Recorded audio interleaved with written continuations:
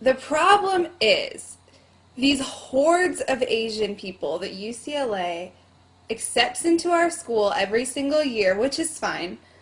But if you're going to come to UCLA, then use American manners. Hi.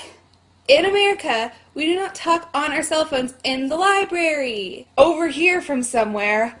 Oh! Ching chong ling long ting tong. Oh!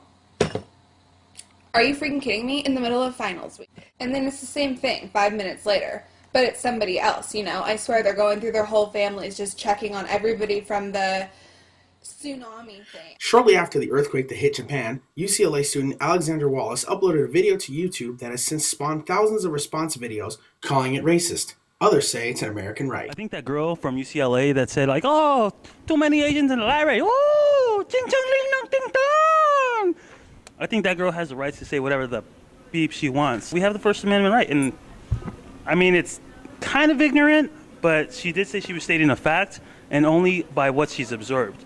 Now, the way that she touched up on that touchy subject of the tsunami and kind of how she misinterpreted with like making fun of a Chinese and relating it to Japanese, that was a little bit ignorant.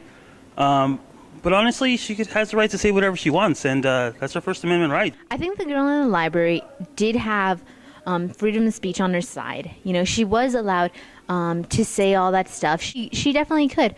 And the greatest thing about our freedom of speech is that we are allowed to say anything we want, you know, whenever we want, like that.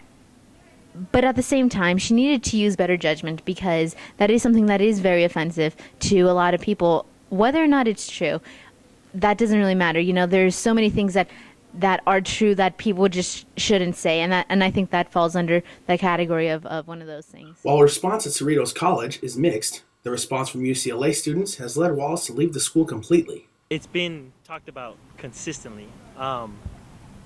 It's just being that UCLA, they bank a lot of what they believe in being not necessarily places of diversity. When you have this kind of incident, you know, it kind of goes against some of the principles of our school. From what I've read, and as far as the students, yeah, most of them are basically angry. She actually couldn't be in the same room taking her finals. So, and she said she was gonna leave the school.